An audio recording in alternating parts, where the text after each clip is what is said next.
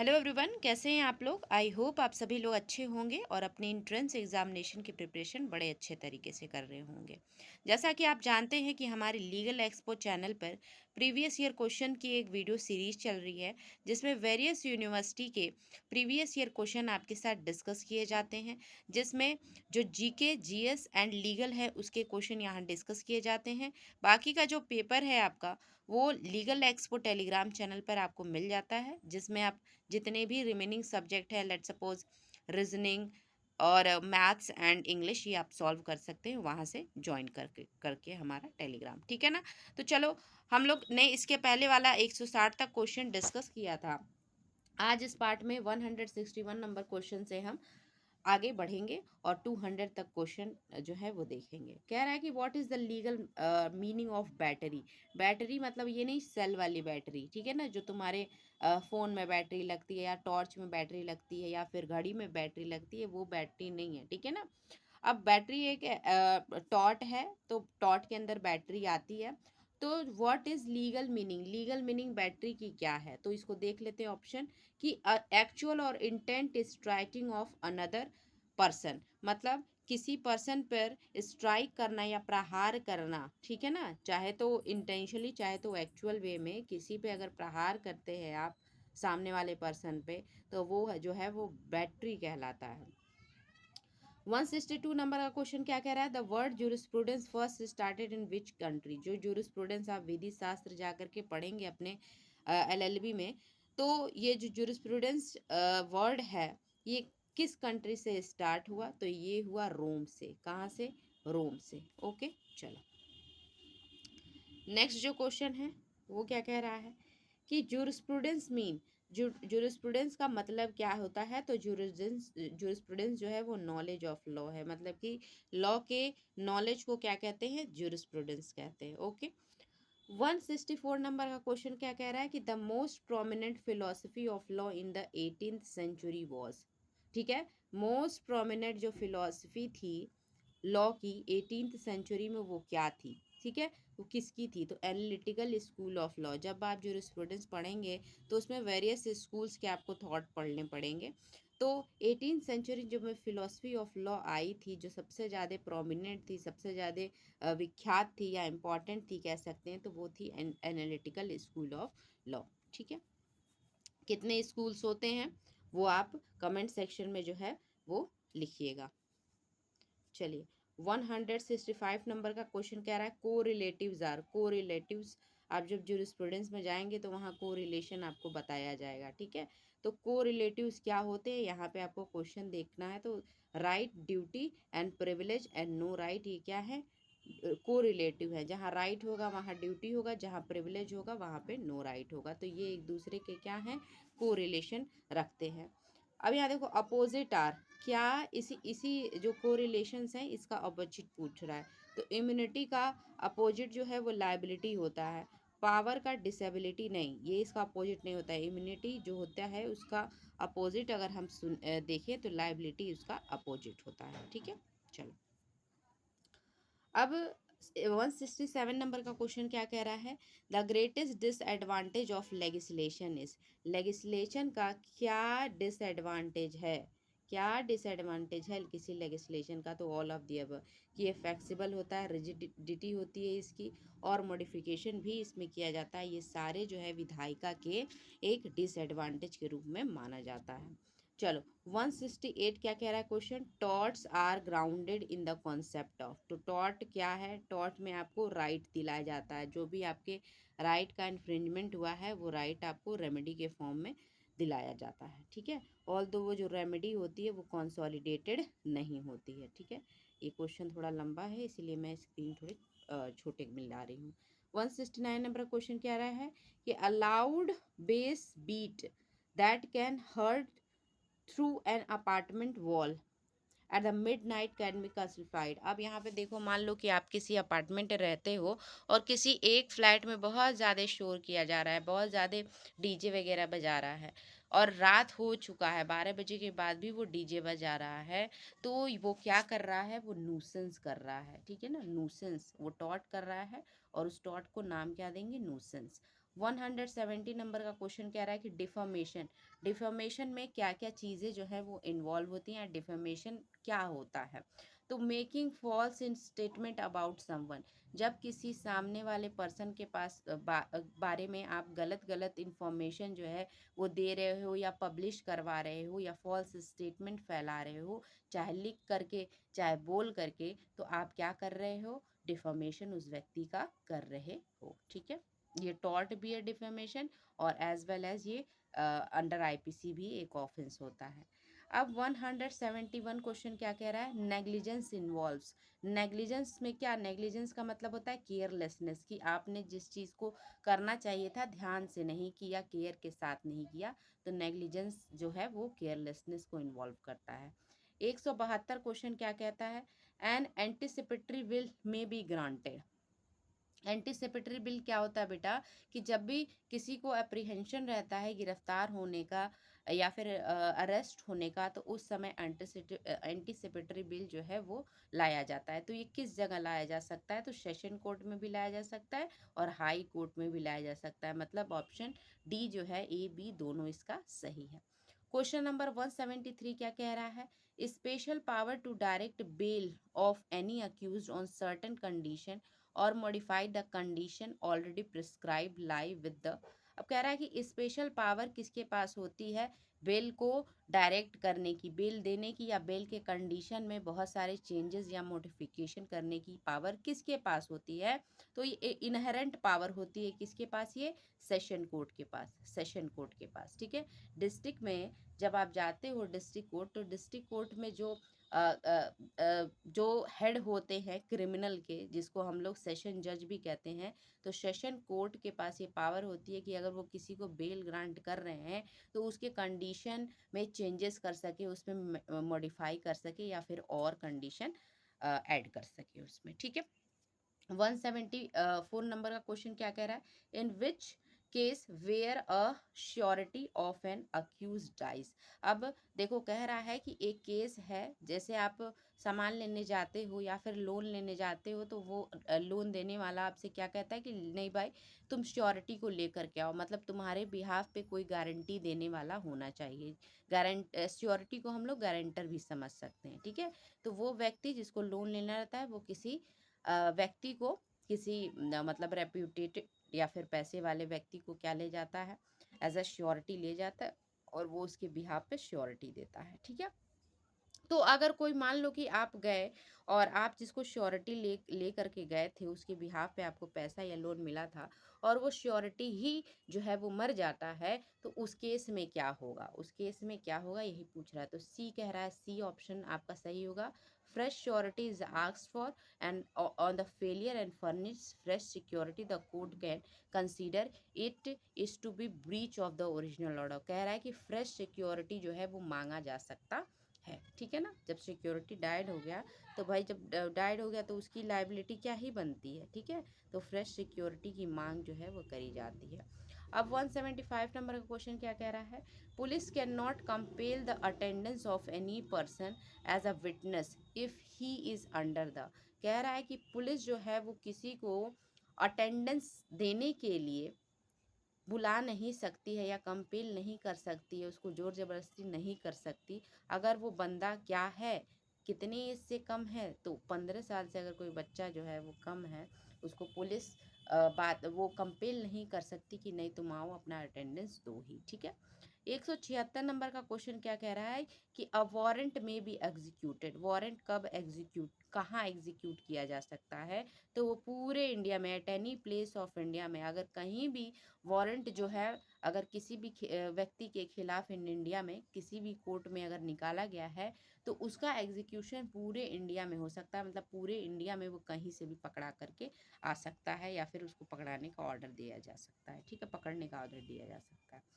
अब देखो 177 number question क्या कह रहा है, a complaint can withdraw his complaint at any time until, कह रहा है कि जो कंप्लेनेंट है, जो कंप्लेन करता है, वो अपना परिवार या कंप्लेंट वापस ले सकता है कब कब किस टाइम, अनटिल जब तक कि फाइनल ऑर्डर पास ना हुआ हो। मतलब फाइनल ऑर्डर, केस का फाइनल सुनवाई होने के पहले कभी भी जो कंप्लेनेंट है वो अपना कंप्लेंट वापस ले सकता है, ये याद रखिएगा। 178 नंबर का क्वेश्चन क्या कह रहा है, a case can not be tried summarily by, ठीक है ना। ऐसा कौन सा केस है जिसको समरली जो है या समरी तरीके से शॉर्ट में जो है वो ट्राई नहीं किया जा सकता, उसका ट्रायल नहीं कर सकता। तो कौन नहीं कर सकता, सेशन जज जो है समरली केस को ट्रायल में नहीं ले जा सकता, ठीक है। ये पूरा प्रोसेस के थ्रू ही जाएगा सेशन जज के पास ट्रायल, ठीक है। 179 नंबर का क्वेश्चन क्या कह रहा है, the maximum sentence of the imprisonment that me given for the tribal summarily. कह रहा है कि जो ऐसे केसेस हैं जिसमें जो ट्रायल है वो समरी ट्रायल करके एक कॉन्सेप्ट होता है, सीआरपीसी में आप पढ़ेंगे, जिसमें जो भी छोटे मोटे जो भी ऑफेंसेस होते हैं या फिर छोटा मोटा कोई भी विवाद होता है तो उसका समरली ट्रायल जो है वो कर लिया जाता है। तो वही पूछ रहा है कि समरली जो ट्रायल होते हैं उसमें कितना मैक्सिमम पनिशमेंट दिया जाता है, तो वो है 3 मंथ का पनिशमेंट, ओके। और इसके लिए कोई अपील नहीं होती, ये भी आप याद रख लेना। 180 नंबर का क्वेश्चन क्या कह रहा है कि when an offender has been sentence to payment of a fine the court can not recover the fine bye.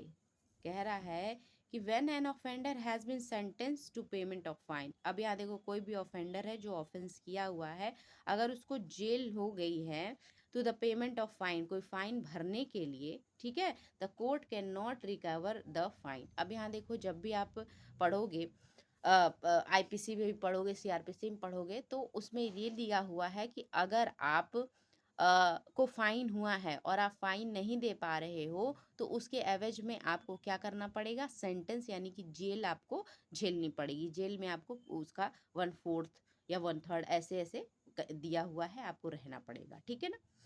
अब मान लो कि अब वो फाइन नहीं दे पाया, उसकी वजह से उसको जेल हो गई, कारावास हो गई, ठीक।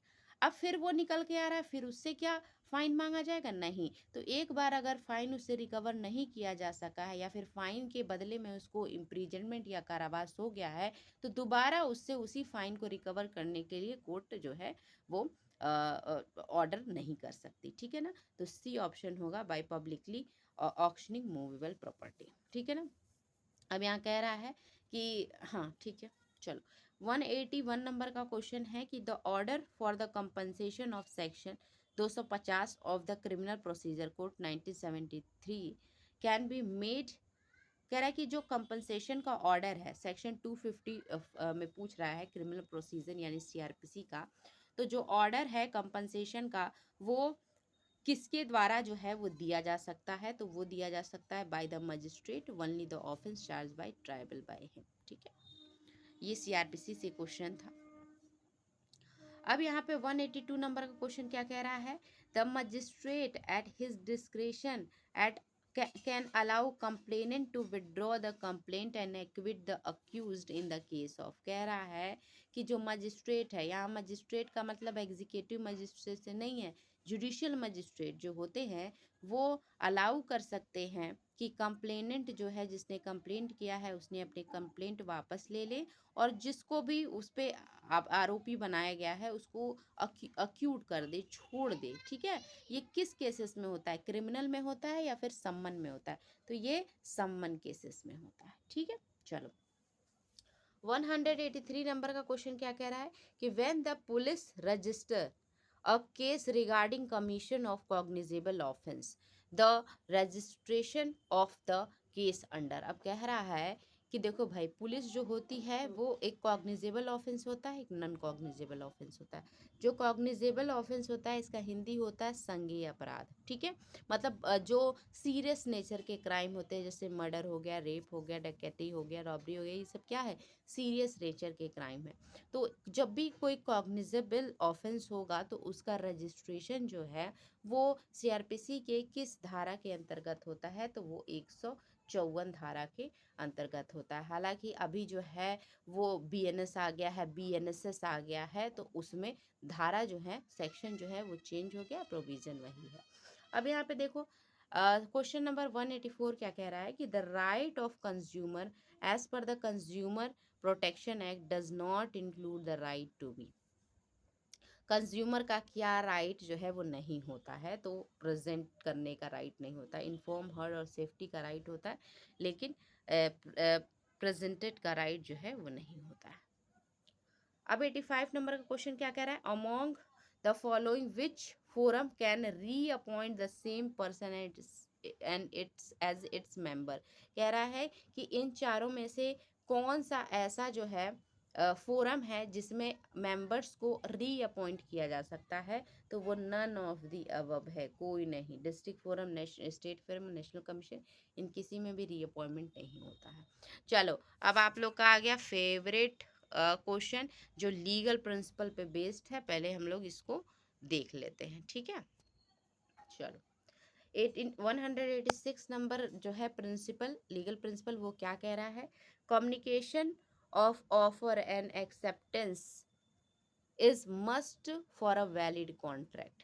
कह रहा है कि जब भी कम्युनिकेशन होता है ऑफर एंड एक्सेप्टेंस का, ठीक है, तो ये हमेशा वैलिड जो है वो कॉन्ट्रैक्ट के लिए होना चाहिए। कम्युनिकेशन और उसका एक्सेप्टेंस वैलिड कॉन्ट्रैक्ट के लिए होना चाहिए। फैक्चुअल सिचुएशन क्या कह रहा है कि A proposes by speed post to sell watch B at definite price. A revokes his proposal by email after 6 hours to B whether the offer is valid। अब यहाँ पे देखो कह रहा है क्या, हाँ, कह रहा है कि ए ने एक स्पीड पोस्ट से बी को एक ऑफर दिया, प्रपोजल दिया कि बी क्या तुम मुझे अपनी घड़ी इतने रुपए पे बेचोगे।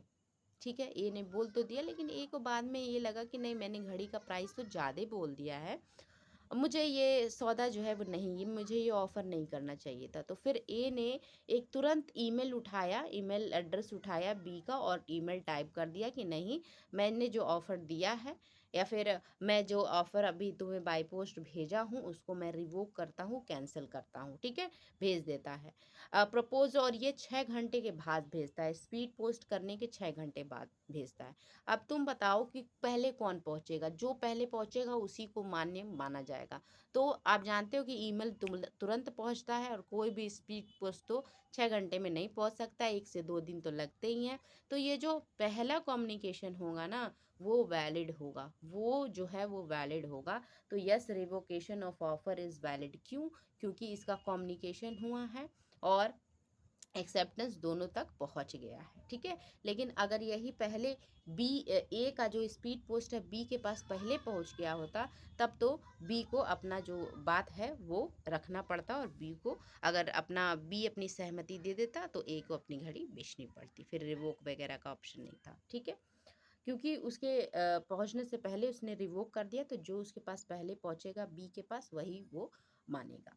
अब 187 नंबर का प्रिंसिपल है, क्या कह रहा है कि an agreement the meaning of which not certain और capable of being made certain is void. कह रहा है कि अगर कोई भी ऐसा समझौता किया जा रहा है जिसका मतलब क्लियर नहीं है, सर्टन नहीं है, ठीक है, निश्चित नहीं है, या फिर जो आम आदमी है वो समझ नहीं पा रहा है उस चीज़ को कि क्या समझौता होता है, कैसे होता है, ठीक है, इस चीज़ में क्या होना चाहिए, तो वैसा एग्रीमेंट जो है वो वॉइड होता है। क्या होता है? वॉइड होता है। चलो फैक्चुअल सिचुएशन देखो, Mohan offer to sell land to Ram at 80 lakh. Mohan अपना जो लैंड है वो राम को 80 लाख रुपए में बेचने के लिए ऑफर देता है। Ram replied accepting the offer and endorsing 3 lakh and 30 lakh and promise to pay the जो जितना भी बाकी बचा है वो मंथली इंस्टॉलमेंट 50,000। और राम जो है वो राजी हो जाता है और 30 लाख रुपए उसको दे देता है, और बाकी के जो भी राशि बची है 50 लाख रुपए उसको 50,000 के इंस्टॉलमेंट पे हर मंथ देने के लिए कहता है। Since Ram accepted the offer subject to making full payment in installment, decide as the judge whether it is valid contract or a invalid contract। अब यहाँ पे देखो इसमें कह रहा है invalid contract। कैसे भाई? जो मोहन है, जो राम है, राम ने क्या रिप्लाई दिया है? Accepting the offer and enclosing 30 lakh. 30 lakh पे उसने एनक्लोज किया है and promising to pay the, एक minute, pay the monthly installment of 50,000 each. अब कह रहा है कि वो 80 लाख रुपए में बोला। कौन? मोहन बोला 80 लाख, राम कह रहा है कि इनक्लोज कर रहा है डील अपने मन से 30 लाख पे, और कहता है कि ठीक है 30 लाख पे ये मैंने तुमसे क्या कर लिया, तुम्हारा लैंड लेने के लिए स्वीकार कर लिया मैंने 30 लाख पे, और मैं तुम्हें हर महीने जो है 50-50 हज़ार रुपये देता रहूँगा। यहाँ पे देखो एक क्लियर बात निकल के नहीं आ रही है। ये तो 80 लाख पे अपना ऑफर दे रहा है, लेकिन ये इनक्लोज कितने पे कर रहा है ऑफर? 30 लाख पे। तो दोनों पे सर्टेनिटी है कुछ? नहीं ना, कोई सर्टिनिटी नहीं है। तो जब जब एक प्राइस सेट ही नहीं है, कोई नेगोशिएशन होकर के बीच वाली बात ही नहीं निकली है, तो फिर ये कैसे वैलिड हो सकता है? ये इनवैलिड कॉन्ट्रैक्ट जो है वो होगा। ऐसा क्यों? क्योंकि ये 80 बोल रहा है, ये 30 बोल रहा है। अब दोनों नेगोशिएट करते तो चलो 60 पे आ जाता, 70 पे आ जाता, और इस पे पेमेंट की बात करते, तब ये क्या होता? वैलिड होता। क्योंकि ये कुछ कह रहा है, कुछ कह रहा है, तो यहाँ पे प्राइस ही सर्टेन नहीं है। अब यहाँ पे देखो 188 नंबर का जो प्रिंसिपल है वो क्या कह रहा है? Consent is a good defence in civil action for tort, but the act should be same for which consent was given. अब यहाँ पे देखो कह रहा है कि कंसेंट जो है वो एक अच्छा डिफेंस है सिविल केस में, सिविल एक्शन में, for tort, but the act should be same for which consent was given. अब यहाँ पे फैक्ट हम देखेंगे तो समझ में आएगा। B was formally invited by A to his house. अब यहाँ पे देखो बी जो है वो इन्वाइट किया गया ए के द्वारा, ठीक है, उसके हाउस पे। B after sitting for some time in drawing room. अब बी कुछ देर बैठा ए के घर में ड्राइंग रूम में। Move to the bedroom, bedroom में चला गया B. A should be, A ने बी पे क्या कर दिया? केस कर दिया, केस कर दिया। तो यहाँ पे बताओ कि ए ने जो केस किया है क्या वो एंटरटेन होगा? D had committed trespass as there was no consent of as for entry in the bedroom. क्योंकि उसने बिना परमिशन के, या फिर ए ने अलाउड नहीं किया, उसको ड्राइंग रूम में बैठने का अलाउड था, लेकिन वो उसके बावजूद अपने मन से उठ करके बेडरूम में जा रहा है, कहीं कहीं और जा रहा है पूरे घर में। तो वो बी क्या कर रहा है? बी जो है वो ट्रेसपास कर रहा है, ठीक है ना। तो जिस चीज़ के लिए कंसेंट मिलती है उस वही उतने ही तक का चीज़ आपको करना है। उससे अधिक बढ़ करके आप अगर कुछ करेंगे तो वो जो है टॉर्ट के अंदर में आ जाएगा, ठीक है ना। चलो, यही जो था वो लीगल प्रिंसिपल था। अब 109 नंबर का प्रिंसिपल क्या कह रहा है कि whoever takes away any movable thing from the land of any person without that person consent, he is said to be commit theft. अब यहाँ पे देखो कह रहा है कि अगर कोई भी पर्सन है जो तुम्हारे मूवेबल प्रॉपर्टी को बिना तुम्हारी सहमति के तुम्हारे पोजेशन से बाहर ले जाता है, तो वो क्या कर रहा है? थेफ्ट कर रहा है, चोरी कर रहा है, ठीक है। तो फैक्ट क्या कह रहा है कि during his visit of seas, A asked B's the son of a company, a company's ace to forest. Neither A nor B informed C in his regard. B the forest. अब यहाँ देखो क्या कह रहा है। हाँ, ये एग्जैक्टली जो है, एक मिनट रुक जाना। एग्जैक्टली जो है ये क्या कह रहा है, ये तो कट गया है इस क्वेश्चन में, लेकिन चलो मैं ऐसे बता दे रही हूँ कि अगर थेफ्ट कोई कर रहा है, थेफ्ट का मतलब क्या होता है कि अगर कोई आपकी प्रॉपर्टी को, ठीक है, बिना आपकी सहमति को, मूवेबल प्रॉपर्टी को बिना आपकी सहमति के कहीं भी उठा करके ले जाता या आपकी आंखों से ओझल भी कर देता है उस चीज़ को, तो वो क्या कर रहा है? थेफ्ट कमिट कर रहा है, ठीक है। अब यहाँ पे एग्जांपल मैं ऐसे दे रही हूँ कि लेट सपोज तुमने किसी अपने फ्रेंड को घर पे बुलाया अपने डिनर पे, और तुमने अपनी अंगूठी उतार करके डाइनिंग टेबल पे रख दी, और तुम्हारा दोस्त जो है बिना तुम्हारी सहमति के या बिना तुमसे पूछे हुए उस मूवेबल प्रॉपर्टी को उठा करके कहाँ रख देता है? खिड़की पे रख देता है, वहाँ से हटा देता है, खिड़की पे रख देता है, इस इंटेंशन के साथ कि मैं बाहर से ही जाऊँगा और इसको लेकर के चला जाऊँगा। तो तुम्हारे दोस्त ने यहाँ क्या किया? तुम्हारे दोस्त ने भले ही तुम्हारा सामान जो है खिड़की पे तुम्हारे रखा हुआ है, लेकिन क्योंकि वो तुम्हारे आंखों के सामने से उसको दूर किया, तुम्हारे पोजीशन से उसको दूर किया, इसी वजह से बी जो है, और इस इंटेंशन के साथ किया कि उसको चोरी करना है, इसी वजह से जो जो तुम्हारा दोस्त है यानी बी है, वो क्या होगा? थेफ्ट, उसके ऊपर उसके चार्जेस लगेंगे, ठीक है। चलो, अब यहाँ पे जो क्वेश्चन कह रहा है principle, the communication of proposal is complete when its come to the knowledge of the person to whom it is made it. अब कह रहा है कि देखो पहले फैक्ट देख लेते हैं। A sent a letter making a proposal to B to purchase the house of B. कह रहा है कि जब भी कोई प्रपोजल का कम्युनिकेशन या वार्तालाप होता है और उसको कंप्लीट तब समझा जाता है जब वो उस पर्सन के नॉलेज में आ जाता है जिसको आप प्रपोजल देना चाहते हो। मान लो कि आप मुझसे पढ़ना चाहते हो, ठीक है, तो आपकी बात जो है कब कंप्लीट समझी जाएगी, जब आपसे मेरा इस मैटर पे बात हो जाए, ठीक है ना, इस बारे में बात हो जाए कि हाँ मैम हमको आपसे पढ़ना है, ये सारी चीज़ें हैं, मेरी आपसे बात हो जाए, तब आपका क्या हो जाएगा, कम्युनिकेशन कंप्लीट हो जाएगा।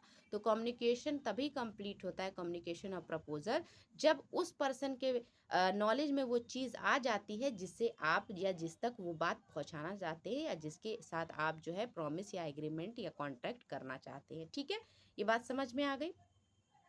अब यहाँ देखो फैक्ट क्या कह रहा है, A sent a letter making a proposal to B to purchase the house of B. A एक लेटर भेजता है बी को कि मैं तुम्हारा हाउस जो है वो खरीदना चाहता हूँ। तो द कम्युनिकेशन, पहला इसका answer, the communication of proposal is complete, जब बी जो है वो उसको रीड करेगा ए का लेटर, तब ये कम्युनिकेशन जो है वो कंप्लीट होगा। ठीक है, चलो 191 नंबर का क्वेश्चन क्या कहता है, प्रिंसिपल देख लो, law does not penalize for wrongs which are trivial in nature. अब यहाँ देखो ट्राइवल इन नेचर मतलब तुक्ष, लॉ जो है वो जो इतने तुक्ष मामले हैं ना उनको पेनलाइज नहीं करता है, ठीक है ना, उनके लिए उस पर ज़्यादा जो है ये ऑफेंस वगैरह नहीं लगाते या पनिशमेंट वो नहीं देता है, तो तुक्ष चीज़ों को है जो वो हमारा लॉ जो है वो छोड़ देता है। फैक्ट क्या कह रहा है, in the course of discussion A threw a file of papers at the table which touch the hand of B. कह रहा है कि ए जो है वो डिस्कशन करते हुए, मतलब ए और बी का डिस्कशन चल रहा होगा, ए ने क्या करता है, ए फाइल फेंक देता है पेपर्स की on the table which touch the hand of B, और वो जो पेपर है पूरा फैल जाता है और बी के हाथ से वो टच हो जाती है फाइल, हालांकि थोड़ा सा बी को चोट लगता है। तो बी अब जो है इसमें चला जाता है केस। तो लॉ क्या बोलता है कि छोटी छोटी बातें जो भी ट्राइवल इन नेचर की बातें हैं, ट्राइवल इन नेचर की, उसके लिए लॉ जो है, कानून जो है वो किसी को पेनलाइज नहीं करेगा, किसी को दंडित नहीं करेगा। तो A is not liable for his act, तो ए जो है वो किसी भी चीज़, जिसने फाइल फेंकी थी वो किसी चीज़ के लिए लाइबल नहीं होगा, क्योंकि ये जो एक्ट है उसका ट्रेवल इन नेचर है। ठीक है, चलो 192 नंबर का क्वेश्चन है कि which right was remarked by doctor B R Ambedkar as the heart and soul of the constitution. उन्हें किसने बोला था, बी आर अम्बेडकर जी ने बोला था कि जो राइट्स है वो heart and soul of the constitution है। तो कॉन्स्टिट्यूशनल रेमेडीज को उन्होंने हार्ट एंड सोल बोला था। ओके, 193 नंबर का क्वेश्चन क्या कह रहा है, the adult suffrage has been provided under. तो अडल्ट सफरेज जो है वो कॉन्स्टिट्यूशन ऑफ इंडिया के अंदर प्रोवाइडेड है, और किस अमेंडमेंट के अंतर्गत जो है 21 साल से कम करके एज जो है वोटिंग की 18 साल कर दी गई थी, वो आप कमेंट सेक्शन में लिखिएगा। अब 194 नंबर का क्वेश्चन क्या कह रहा है बेटा, जरा देख लेंगे क्या कह रहा है। हाँ, 194 का कह रहा है कि at Madras by letter direct B to sell for his some cotton laying in the warehouse in Bombay, and afterward by letter revokes his authority, directs B to send the cotton Madras, D after, एक minute क्या कह रहा है, B after B, after receiving the second letter, entered into a contract with C, who knows of the first letter but not the of the cotton of him. C pays B the money with which B abscond। अब यहाँ पे देखो कह रहा है कि ए जो है वो एक लेटर लिखता है किसको, बी को, और उसको बी को डायरेक्ट करता है ए कि तुम मेरा वेयर हाउस में बॉम्बे में बहुत सारा कॉटन पड़ा है, तुम उसको बेच दो, ठीक है ना। ये हो गई बात ए और बी के बीच में। And afterward by letter, लेकिन बाद में ए जो है अपनी बात लेटर के द्वारा ही रिवोक कर देता है, कैंसिल कर देता है अपना जो भी प्रपोजल दिया था बी को, ठीक है ना। अब ये बात जो है वो सी को नहीं पता थी कि भैया जो बी के पास कंसाइनमेंट आया है उसका तो रेवोकेशन हो चुका है, ए ने जो उसको कंसाइनमेंट दिया था वो काम करने का अब तो वो रिवोक कर दिया है, बी से वो काम छीन लिया गया है। तो सी ये इस बात को नहीं जानता है और बी भी इस बात को नहीं बताता है सी को कि अब मेरे हाथ से सारी चीज़ें जा चुकी हैं, अब मैं वेयर हाउस में जो भी कॉटन है उसको डील या उसके साथ में सेल नहीं कर सकता हूँ, ठीक है। अब बी तो ये बात सी से छुपा लेता है और सी इस मिसकंसेप्शन में रह करके या फिर इस भ्रम में रह करके बी के साथ भैया कांटेक्ट वगैरह कर लेता है और जो सेल है किसका, कॉटन का जो है सेल परचेस वो कर लेता है, उससे खरीद लेता है। और फिर खरीद करके जब सी खरीद लेता है तो बी उसके खरीदे हुए पैसे जो भी उसको बेच करके कॉटन मिलता है लेकर के फरार हो जाता है, ए को नहीं देता है। तो अब यहाँ पे बोलो कि क्या होगा, तो B sees payment is good good against A, तो सी जो सी का पेमेंट है वो किसके अगेंस्ट होना चाहिए, ए के अगेंस्ट, यानी कि जो बी पैसा लेकर के भाग गया है वो दरअसल में किसका पैसा मिलना चाहिए, किसको, ए को मिलना चाहिए, क्योंकि बी का यहाँ पे कोई हित नहीं था और ए ने उससे अथॉरिटी भी छीन ली थी बेचने के लिए। अब यहाँ पे देखो 195 नंबर का क्वेश्चन क्या कह रहा है कि factors which cause the exploitation of the consumer, तो कौन सा ऐसा फैक्टर है इन चारों में से जो कंज्यूमर उपभोक्ता होते हैं उनका उनका एक्सप्लॉयटेशन करता है, उनके एक्सप्लॉयटेशन का या फिर उनके शोषण का कारण बनता है, यानी उपभोक्ता के शोषण का कारण बनने वाले कौन कौन से ऐसे फैक्टर हैं, तो ऑल ऑफ दी अबव है। पहला, limited and wrong information consumer के लिए घातक होता है। Literacy and illiteracy and ignorance of consumer, ये भी घातक होता है। Few seller and limited competition, ये भी कंज्यूमर के लिए घातक होता है। ओके, चलो 196 नंबर का क्वेश्चन क्या कहता है कि how many rights that consumer have under the consumer protection act, consumer protection act के अंतर्गत कंज्यूमर यानी उपभोक्ता को कितने राइट दिए गए हैं, तो 6 राइट दिए गए हैं। 197 नंबर का क्वेश्चन क्या कह रहा है, the consumer has right to get compensation against unfair trade purchases practices under right to, कह रहा है कि कंज्यूमर के पास राइट है कि वो कंपनसेशन ले सके अगर उनके पास उनके साथ जो है अनफेयर ट्रेड प्रैक्टिसेस को छुआ है, तो उनके पास राइट है कंज्यूमर के पास कि वो क्षतिपूर्ति ले सके। तो ये है कैसा राइट, राइट टू रिड्रेसल, ठीक है।